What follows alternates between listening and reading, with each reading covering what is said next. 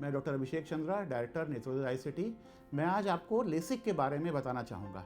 LASIK क्या होता है और उसकी तरह तरह की भ्रांतियाँ क्या है, मैं ये बताना चाहूँगा। लेसिक मतलब होता है लेज़र इन सीटो केराटोमिलियोसिस। इसमें क्या करते हैं, हम लोग लेज़र की बहुत महीन किरणों से आँख की जो ऊपर की परत है उसको हम लोग हटा देते हैं।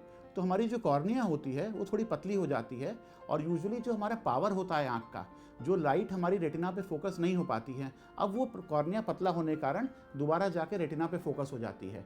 तो ये एक बहुत ही सफलतम तकनीक है और पिछले 30 साल में करोड़ों लोगों ने इसका लाभ उठाया है और अपनी आँख का चश्मे का नंबर हटाया है और अपनी पूरी रोशनी वापस पाई है। तो लेसिक पहले तो मैं बताना चाहूँगा बहुत ही सेफ सर्जरी है। इसका रिजल्ट 99.9% सही है और इसमें भी कॉम्प्लिकेशन होते हैं जैसे किसी सर्जरी में होते हैं, लेकिन इस सर्जरी के कॉम्प्लिकेशन सबसे मिनिमल होते हैं और अगर हम सारे कॉम्प्लिकेशंस को जोड़ भी दें तो भी कॉम्प्लिकेशन रेट 0.1% से कम होता है। तो जो भी व्यक्ति का पावर है आँख में, यंग बच्चे हैं, भर्ती के लिए जाना चाहते हैं, जिन लड़कियों की शादी नहीं हो रही है, उनके लिए लेसिक बहुत ही अच्छी तकनीक है और इससे घबराने की ज़रूरत नहीं है। अब मैं लेसिक के बारे में बताऊंगा कि लेसिक की भी बहुत सारी विधियां होती हैं, वो क्या होती हैं और सबसे लेटेस्ट विधि कौन सी है। तो लेटेस्ट जब लेसिक सबसे पहले आया सन 1992 में, तो वो नॉर्मल एक लेसिक था और उसके पहले PRK बोलते थे, जिसमें हम लोग पूरा ऊपर की सारी लेयर ख़त्म कर देते थे। उसके बाद लेसिक आया जिसमें हम लोग एक फ्लैप बनाते थे और फ्लैप उठा के फिर हम लोग लेज़र लाइट डालते थे और उससे हम लोग जो ऊपर की सतह थी उसको हम लोग पतला करते थे और वापस फ्लैप गिरा देते थे।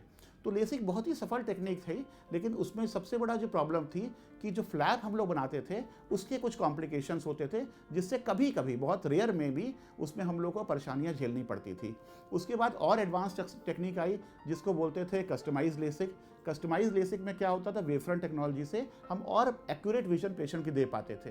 उसके बाद लगभग 2005 में एक नई तकनीक आई जिसको बोलते थे कॉर्नियल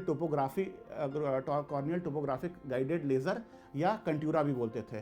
तो ये 2005 में जो ये तकनीक आई, इसमें क्या करते थे कि कॉर्निया के शेप के हिसाब से हम लोग लेसिक को करते थे, जिसमें एक्यूरेसी और अच्छी आती थी। लेकिन इन सब में जो सबसे बड़ी प्रॉब्लम थी कि इन सारे केसेस में, चाहे वो कस्टमाइज लेसिक हो चाहे कंट्यूरा हो, इन सब में हम लोगों को फ्लैप बनाना पड़ता था। तो फ्लैप बनाने के कारण कई तरह के कॉम्प्लिकेशंस आते थे। अब जो उसके बाद फ्लैप और अच्छा बने, इसके लिए फेमटो लेसिक आया।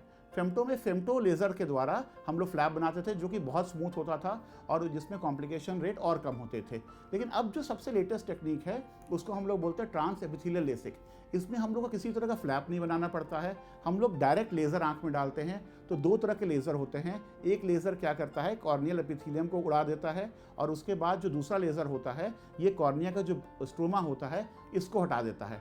तो इसमें ना तो हमको कोई फ्लैप बनाना पड़ता है और ना हमको किसी तरह का और मैनिपुलेशन करना पड़ता है। ये टोटली टचलेस टेक्निक है, इसमें कहीं भी पेशेंट की आंख को छूना तक हमको नहीं पड़ता है और केवल हम लोग एक कॉन्टैक्ट लेंस ऊपर रख देते हैं और 3 से 4 दिन के अंदर मरीज एकदम अच्छा देखने लगता है। तो आजकल की डेट में जो सबसे अच्छी है, हम लोग सभी लोग कर रहे हैं, जो कॉर्नियल टोपोग्राफिक लेसिक है ये हम लोग सभी लोग करते हैं, लेकिन जो ट्रांस एपिथेलियल लेसिक है ये सबसे अच्छी टेक्निक है और इसके रिजल्ट्स सबसे आते हैं। तो मैं उन सबसे कहूँगा, खासकर लोग जो भर्ती में जाना चाहते हैं, क्योंकि इसमें आँख पे कोई निशान नहीं आता है, कॉम्प्लिकेशन रेट्स बहुत कम होते हैं, कि आप लोग सबसे एडवांस टेक्निक में जाइए और अपनी आँखों को सुरक्षित रखिए। धन्यवाद।